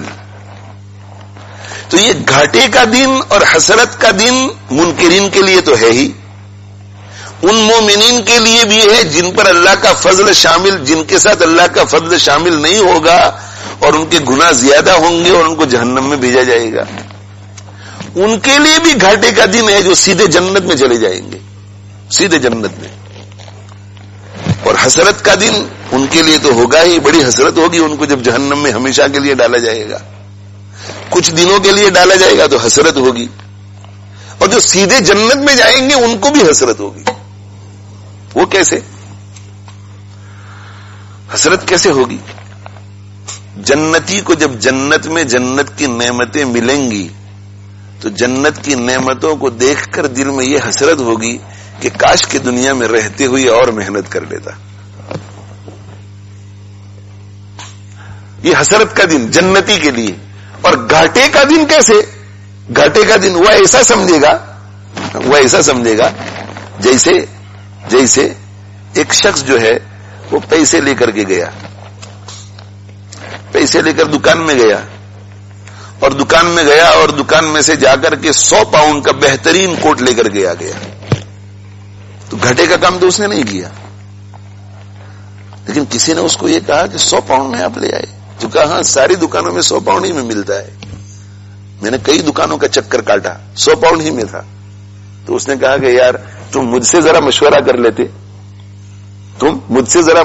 لیتے، میں آج کوونٹری گیا ہوا تھا، تو کوونٹری میں یہ 80 پاؤنڈ میں مل رہا ہے، تو وہ 100 پاؤنڈ والا ہی ہے، مگر اب پتا چلا کہ 80 میں بھی ملتا تھا، تو اس کے دل میں خیال آئے گا کہ میں گھاٹے میں رہا. تو ہماری پونجی کیا ہے اس دنیا میں؟ ہماری پونجی ہماری زندگی ہے، زندگی کے اوقات ہیں، اور اللہ نے جو طاقت ہمیں دی ہے اعمال صالحہ کرنے کی، تو زندگی کے وہ لمحات جو ہم نے اللہ کی عبادت میں تو گزارے، مگر چھوٹی نیکی والا کام کیا اور بڑی نیکی والے کام کو چھوڑ دیا، یا یہ کہ ہم نے زندگی کے ان لمحات کو لایانی میں گزار دیا، لایانی میں گزار دیا. یعنی اللہ نے جو صلاحیتیں دی تھیں ان کو آخرت ہے. اللہ نے 3 لاکھ پاؤنڈ دیے تو اپنا ایک گھر خرید لیا، اور 3 لاکھ پاؤنڈ ملے تو دوسرا گھر خرید لیا اور کرایہ شروع کر دیا، اور 3 لاکھ پاؤنڈ دیے تو کرایہ شروع کر دیا. تو اس وقت ایسا ہوگا کہ یار وہ ایک گھر خریدنے کے بعد باقی کسی جگہ 2 مسجدیں بنوا لیتا تو آج اس سے بھی زیادہ نعمتیں ملتی. یہ گھاٹا. حدیث شریف میں آتا ہے کہ من جلس مجلسا لم یذکر اللہ فیہ، جو شخص کسی ایسی مجلس میں بیٹھتا ہے کہ جس مجلس میں وہ اللہ کا ذکر نہیں کرتا، یعنی وہ مجلس 1 گھنٹے کی بغیر اللہ کے ذکر کے گزر گئی، بغیر اللہ کے تذکرے کے گزر گئی، کان حسرتا علیہ یوم القیامت، تو یہ مجلس اس پر حسرت ہوگی قیامت کے دن. حسرت کا یہی معنی، بھائی اس میں کوئی ناجائز کام نہیں کیا تو پھر حسرت کس بات کی؟ حسرت یہ ہوگی کہ یار وہ اس 1 گھنٹے میں سیاست کی باتیں کرتے رہے، ادھر ادھر کی ایران توران کی ہانکتے رہے، گپ شپ میں لگے رہے، ناجائز کام تو کوئی نہیں کیا، مگر کاش کہ اس کو کسی اچھے مصرف میں خرچ کرتے تو آج یہ جو جنت ملی ہے اس سے اعلیٰ درجے کی جنت ملتی.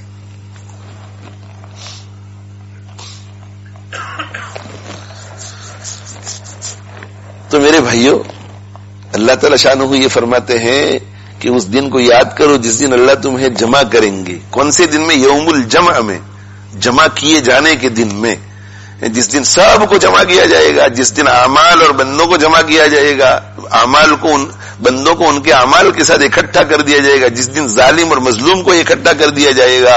اور یہی دن یوم التغابن ہے، یہ گھاٹے والا دن ہے، یہ گھاٹے والا دن ہے، خسارے والا دن ہے. اور خسارے والا دن منکر کے لیے تو سب سے زیادہ خسارے والا دن، اور وہ جو جہنم میں جا رہا ہے پہلے اور پھر جنت میں، اس کے لیے بھی خسارے والا دن.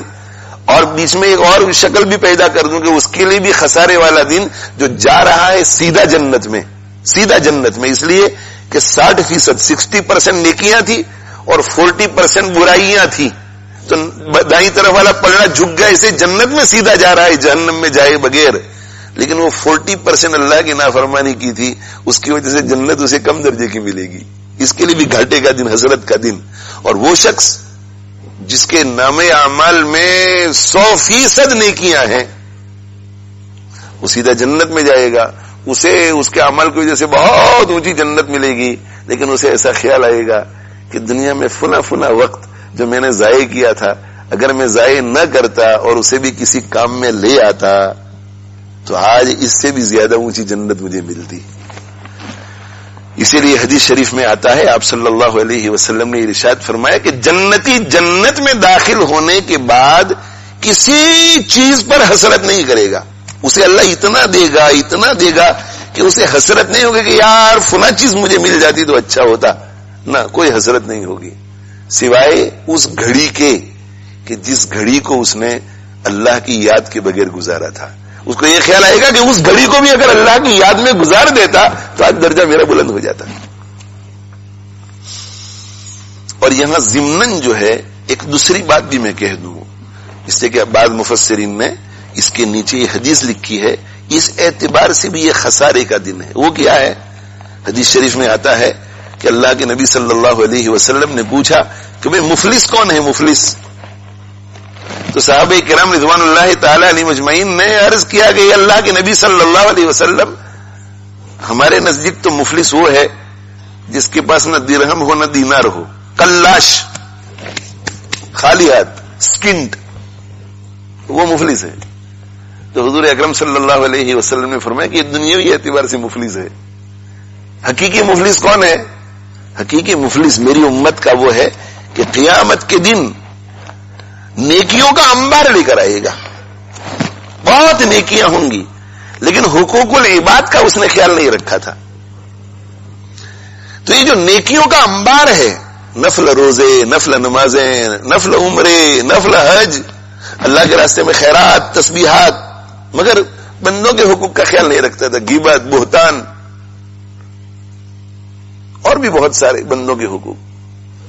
تو اللہ جل جلالہ وعم نوالہ جب حساب کتاب فرمائیں گے تو اس وقت کہیں گے کہ بھئی تم نے اس کی غیبت کی تھی تو اتنی نیکیاں دے دو، تمہارے اس میں سے اتنی نیکیاں دے دو، اس کی نیکی اتنی نیکیاں دے دو.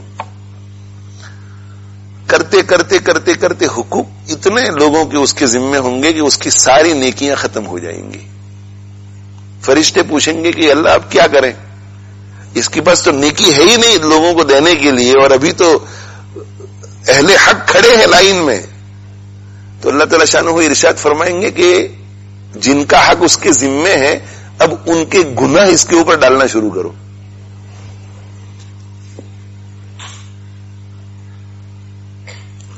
تو آیا تھا نیکیوں کا انبار لے کر، رہ گیا گناہوں کے انبار کے ساتھ. یہ بھی ایک قسم کا خسارہ ہے، یہ بھی ایک قسم کا گھاٹا ہے میرے بھائیوں. اس لیے میرے بھائیوں یہ دل جو ہے نا اسے صاف کرو، تزکیہ کراؤ اس دل کا. یہ دل جب اس کا تزکیہ ہو جاتا ہے نا، تزکیہ تو دل بہت بڑا ہو جاتا ہے، بہت بڑا ہو جاتا ہے. پھر یہ دل اپنے اندر میل نہیں رہنے دیتا، اپنے اندر وہ میل کو قبول ہی نہیں کرتا. وہ کوئی تکلیف پہنچاتا ہے تو دل کو ٹھیس پہنچتی ہے، وہ الگ بات ہے، مگر اس کے لیے اپنے دل میں نفرت اور انتقام کا جذبہ نہیں پاتا.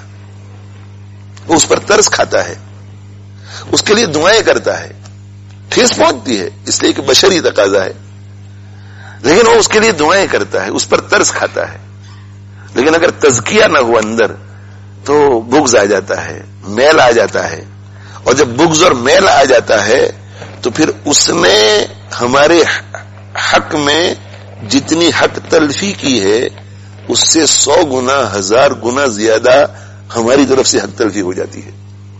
اس نے تو ایک چھوٹی سی غلطی کی تھی بیچارے نے، اس کی وجہ سے دل میں نفرت پیدا ہو گئی. اب ہماری طرف سے جو ہے ہر وقت انتقام کا جذبہ.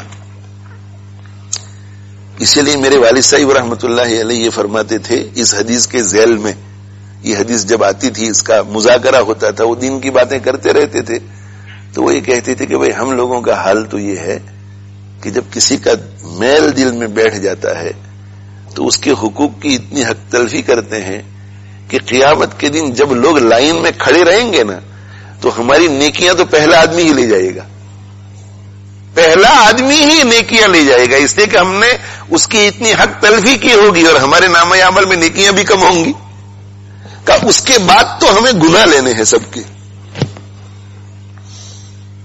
اور بعض بزرگان دین سے یہ منقول ہے کہ وہ اللہ جل جلالہ و عم نوالہ کے حقوق کی بھی پابندی کرتے تھے، اس میں بھی 100%، 100%، لیکن بندوں کے حقوق کے معاملے میں 110%. اس لیے کہ اللہ کا معاملہ ڈائریکٹ اللہ کے ساتھ ہے، اللہ کا معاملہ ڈائریکٹ اللہ کے ساتھ، اور اللہ رحمان و رحیم ہے.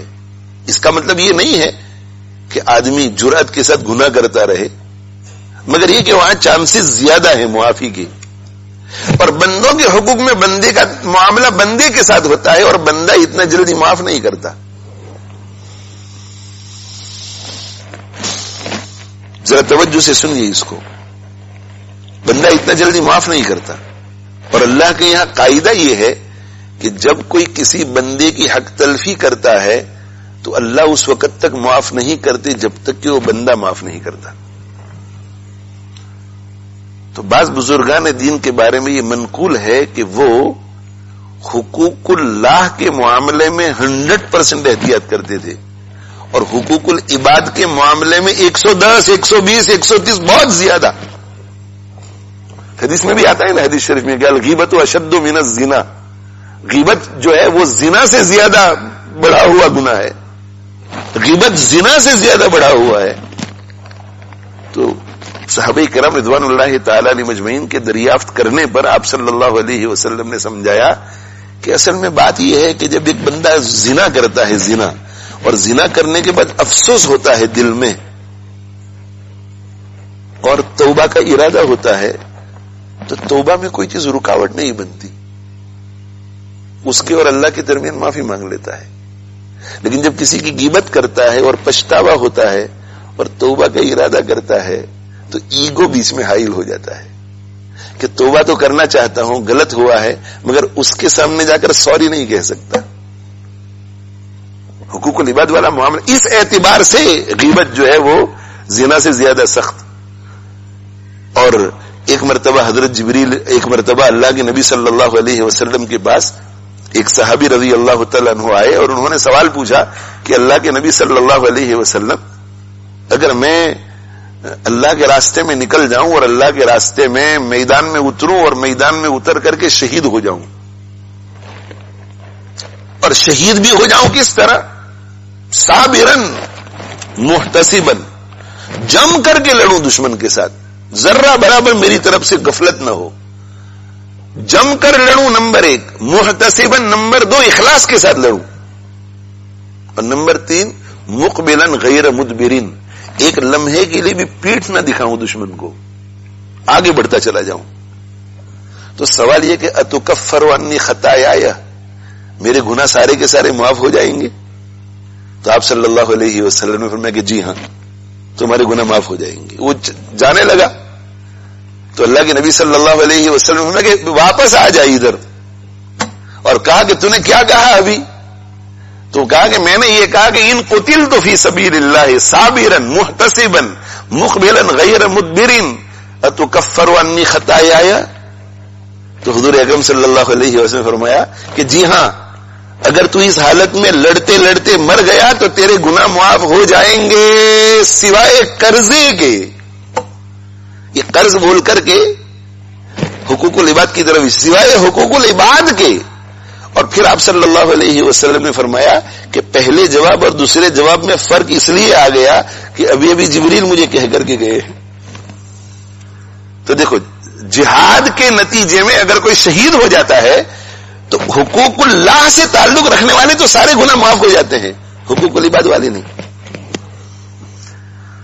تو بعض اکابر سے یہ منقول ہے کہ وہ یہ کہا کرتے تھے، اللہ سے دعا کرتے تھے کہ اے اللہ، اے اللہ، کہتے تھے کہ اے اللہ، تیرے معاملے میں تو کچھ کوتاہی ہو جاتی ہے. یہ تواضعاً کہتے تھے، ایسا نہیں کہ وہ 100% اس کا اہتمام کرتے تھے. غلطی ہو جائے توبہ کر، تیرے معاملے میں اتنا احتیاط نہیں جتنا بندوں کے معاملے میں احتیاط ہے. تیرے معاملے میں اتنا احتیاط نہیں جتنے بندوں کے معاملے میں احتیاط ہے. میں تجھ سے دعا کرتا ہوں کہ بندوں کے معاملے میں جو میں احتیاط کر رہا ہوں نا، اس کی برکت سے تیرے معاملے میں اگر کسی جگہ کوتاہی ہو جائے تو معاف کر دینا. تو میرے بھائیوں، ایسا نہ ہو کہ غیبتوں کی وجہ سے، بہتان کی وجہ سے، کسی کا مال ہڑپ کرنے کی وجہ سے. میراث میں لوگ مال نہیں دیتے، تقسیم نہیں کرتے، مال ہڑپ کر جاتے ہیں، قرض لے کر کے ہڑپ کر جاتے ہیں. بزنس میں جو ہے وہ قرض ہے آپ کے ذمے، ادھار لیا ہے آپ نے 1 لاکھ، اور اسے مجبور کرتے ہیں کہ بس یہ 90,000 لے لینا، معاملہ ختم ہو گیا. اب سامنے والا مجبور ہے اس لیے کہ اس کے ساتھ بزنس کا تعلق ہے، کہیں ٹوٹ نہ جائے. یہ اس قسم کی جتنی بھی چیزیں ہیں احتیاط کرو بہت زیادہ، ورنہ یوم التغابن، خسارے کا دن ہوگا کہ انبار نیکیوں کے لے کر آئیں گے اور رہ جائیں گے بغیر نیکیوں کے، اور انبار لگ جائے گا گناہوں کا. وَمَن يُؤْمِن بِاللَّهِ، اب اللہ جل جلالہ عَمَّ نَوَالُهُ یہ یوم التغابن خسارے کے دن کو سمجھا رہے ہیں کہ خسارے کا دن کیا ہے. کہا کہ وَمَن يُؤْمِن بِاللَّهِ، جو اللہ پر ایمان لائے گا، وَيَعْمَلْ صَالِحًا، اور اچھے عمل کرے گا. اور اللہ پر ایمان لائے گا کا مطلب اپنی مرضی سے نہیں، جس طرح اللہ نے ایمان لانے کے لیے کہا ہے اس میں سب کچھ آ گیا. ایمان باللہ کے اندر ایمان بالملائکہ، ایمان بالرسول، سب کچھ آ گیا.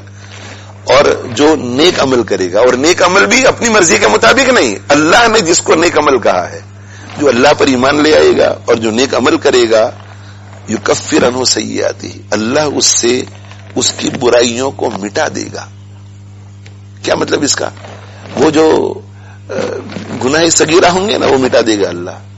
اور اگر اپنے حقوق سے تعلق رکھنے والے کبائر بھی ہوں گے تو اللہ مٹا دے گا، اگر اس نے بہت احتیاط والی زندگی گزاری ہوگی. اور اگر بہت احتیاط والی زندگی گزاری ہوگی اللہ کے ڈر کے ساتھ، اور کسی کا اکا دکا کچھ حقوق العباد میں سے بھی رہ گیا ہوگا، اللہ اسے بھی مٹا دے گا. کیسے مٹائے گا؟ اللہ اس بندے کو بلائے گا اور بندے کو بلا کر کہے گا کہ اس سے اگر تو بدلہ لے گا تو تجھے جنت میں 100 نیکیاں ملیں گی، اور اگر اس کو تو معاف کر دے گا تو تجھے 200 نیکیاں ملیں گی. اور اللہ اپنے فضل سے اسے نیکیاں دے کر راضی کر لیں گے اور گناہ معاف کروائیں گے. لیکن یہ کس کے لیے؟ جو اللہ پر ایمان لے آئے اور اس کے بعد اعمال صالحہ میں لگا رہے. فرائض واجبات کا اہتمام اور حرام اور مکروہات تحریمیہ سے بچنے کا اہتمام، اور اس کے اوپر جتنا زیادہ سنن مستحبات اور نوافل ہو سکے اس کا اہتمام. اور پھر وَيُدْخِلْهُ، اسے داخل کریں گے ایسے باغات میں جن کے نیچے سے نہریں چلتی ہیں، خالدین فیہا ابدا، وہ اس میں ہمیشہ ہمیشہ رہیں گے. ذَلِكَ الْفَوْزُ الْعَظِيمُ، یہ بڑی بھاری کامیابی ہے، یہ زبردست کامیابی ہے. اصل میں یہ بات سمجھ میں نہیں آتی ہے. کامیابی کس میں ہے؟ اپنا گھر ہو جائے تو کامیابی، بہترین گاڑی ہو جائے تو کامیابی، ہر سال 2 مرتبہ ہالیڈے کے لیے چلے جائے تو کامیابی، اس میں کامیابی، اس میں کامیابی، اس میں کامیابی. کامیابی تو یہ ہے. کامیابی ایک ہی ہے میرے بھائیوں، ایک ہی کامیابی ہے، اور وہ کیا ہے؟ فمن زحزح عن النار وادخل الجنہ، جسے جہنم سے بچا لیا جائے، جنت میں داخل کر دیا جائے، فقد فاز، بس کامیابی یہی. اور یوم التغابن خسارے میں والذین کفروا، جن لوگوں نے کفر کیا، وکذبوا بآیاتنا، اور جن لوگوں نے ہماری آیات کو جھٹلایا. اور یہ اوپر بھی آیا بالبینات، اس سے مراد جو ہیں وہ معجزات بھی ہیں، اور اس سے مراد جو ہیں وہ دلیلیں ہیں جو قرآن میں آئی ہیں، وحی کے ذریعے دوسرے انبیاء کو دی گئی ہیں. اور اس سے مراد احکام بھی ہے، بالکل کلیئر کٹ احکام ہوتے ہیں جو عقل میں آ جاتے ہیں. تو جو لوگ ہماری آیات کو جھٹلاتے ہیں، معجزات کو جھٹلاتے ہیں، قرآن مجید کی احکام کا انکار کرتے ہیں، اس کے وحی ہونے کا انکار کرتے ہیں، اولئک اصحاب النار، یہ جہنم والے ہیں، یہ جہنم کی آگ والے ہیں، یہ آگ والے ہیں، یہ جہنمی ہیں. خالدین فیہا، یہ بھی اس میں ہمیشہ ہمیشہ رہیں گے. وہ بئس المصیر، اور یہ جہنم لوٹنے کی بری جگہ ہے. بس میرے بھائیوں، میری بہنوں، اللہ تعالی شانہ ہمیں توفیق عطا فرماوے. مزید اس پر کوئی تبصرہ کرنے کی ضرورت نہیں ہے. بس اتنا عرض کر دوں کہ اپنے آپ کو کھپا دو. کس میں کھپا دو؟ اعمال صالحہ میں کھپا دو، اعمال صالحہ میں کھپا دو. کوئی اپرچونٹی نیکی کے ہاتھ سے جانے مت دو. کھاؤ بھی اچھا اچھا حلال کے دائرے میں رہ کر, پیو بھی اچھا اچھا, پہنو بھی اچھا اچھا حلال کے دائرے میں رہ کر, لیکن دنیا کی تما دل میں نہ ہو کہ یہ مل جاوے وہ مل جاوے. جتنا ملا ہے اس پہ قناعت کرو, اور قناعت کر کے کھاؤ اچھا اچھا, پہنو اچھا اچھا, ہاں شرید حد میں رہ کر کے فضول خرچی کے بغیر, اور آرام بھی کرو. 8 گھنٹے سو, 6 گھنٹے سو, 7 گھنٹے سو, آرام بھی کرو. ذہنی تفریح کے لیے پارکوں میں بھی جاؤ, شرعی حد میں رہ کر کے سب کرو, لیکن اللہ کو مت بھولو. اور جتنا زیادہ فارغ وقت اللہ کے لیے خرچ کیا جائے وہ کرو. اللہ تعالی شان ہو مجھے بھی اس کی توفیق دے, اور آپ سب دوستوں کو بھی اس کی توفیق دے. وآخر دعوانا الحمدللہ رب العالمین, وصلی اللہ علی نبینا محمد وعلی آلہ واصحابہ اجمعین. الحمد للہ رب العالمین والعاقبۃ للمتقین والصلاة والسلام علی رسولہ سیدنا ومولانا محمد وعلى آله وأصحابه أجمعين. ربنا ظلمنا أنفسنا وإن لم تغفر لنا وترحمنا لنكونن من الخاسرين.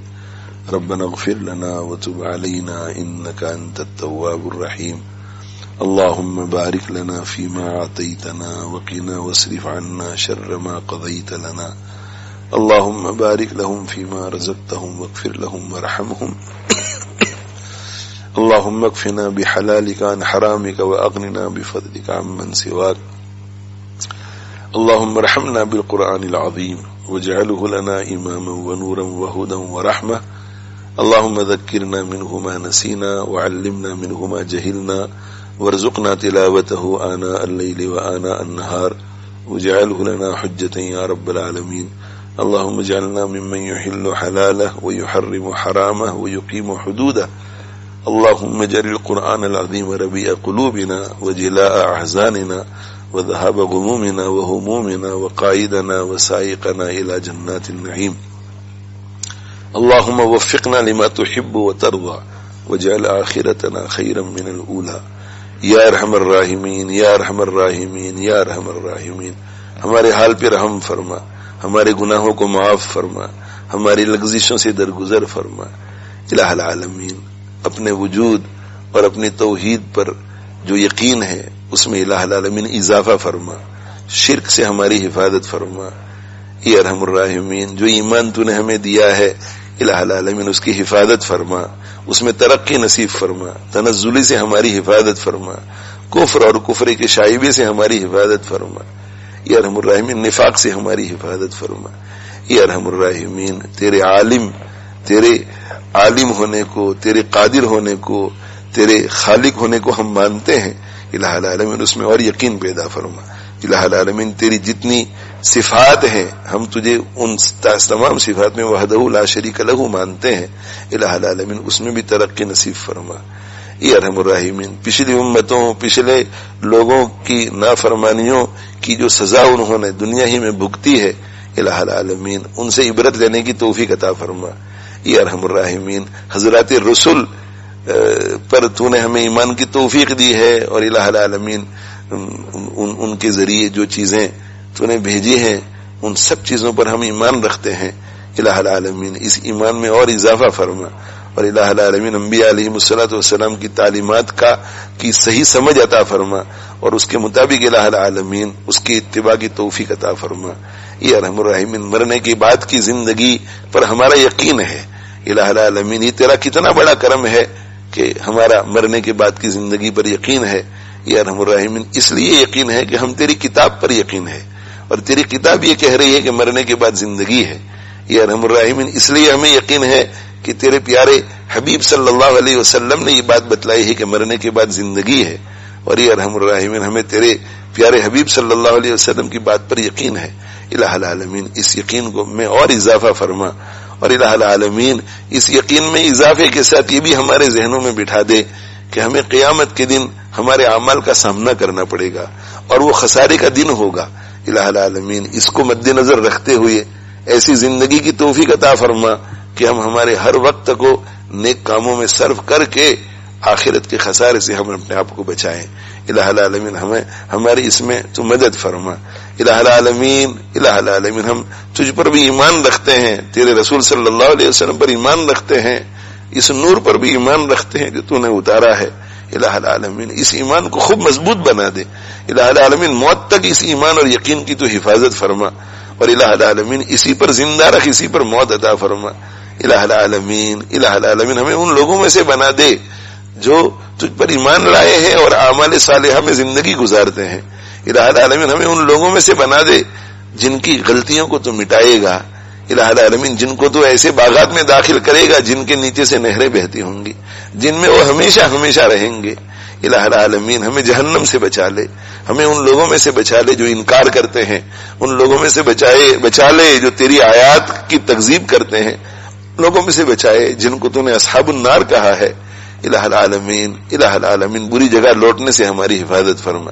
الہ العالمین ان سب چیزوں کو حاصل کرنے کے لیے, ان نعمتوں سے متمتع ہونے کے لیے جو کام ہمیں کرنے ضروری ہیں ان کی ہمیں توفیق عطا فرما.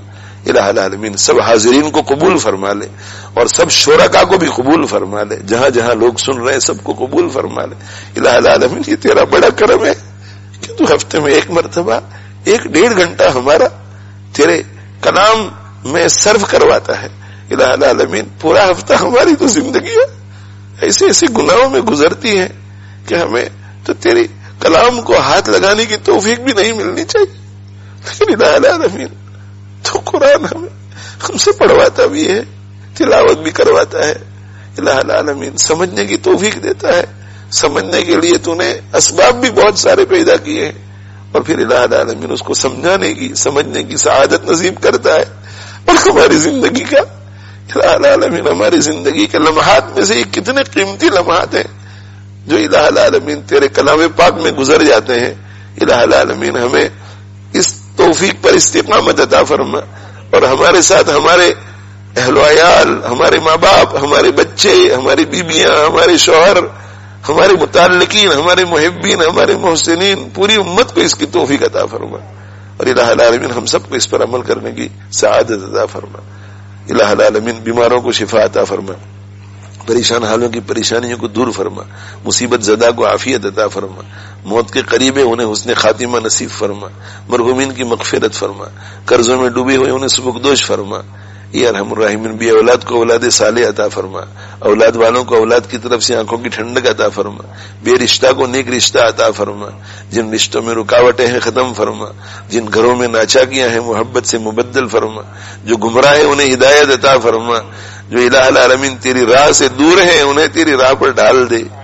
الہ العالمین جو تیرے گھر میں نہیں آتے انہیں تیرے گھر میں آنے والا بنا دے, جو تیرے گھر میں آتے ہیں انہیں اپنا وقت صحیح طریقے سے خرچ کرنے والا بنا دے. حرام سے بچا لے, حرام سے بچا لے, حرام سے بچا لے. اپنی مرضیات پر چلنے کی توفیق عطا فرما, نامرضیات سے حفاظت فرما. آپ کے پیارے حبیب صلی اللہ علیہ وآلہ وسلم نے جن جن بھلائیوں کی دعا مانگی ہے وہ ساری بھلائیاں عطا فرما, جن برائیوں سے پناہ مانگی ہے ان برائیوں سے پناہ عطا فرما. ربنا تقبل منا انك انت السميع العليم وتب علينا انك انت التواب الرحيم. وصلى الله تعالى على خير خلقه سيدنا ومولانا محمد وعلى آله وأصحابه أجمعين برحمتك يا أرحم الراحمين.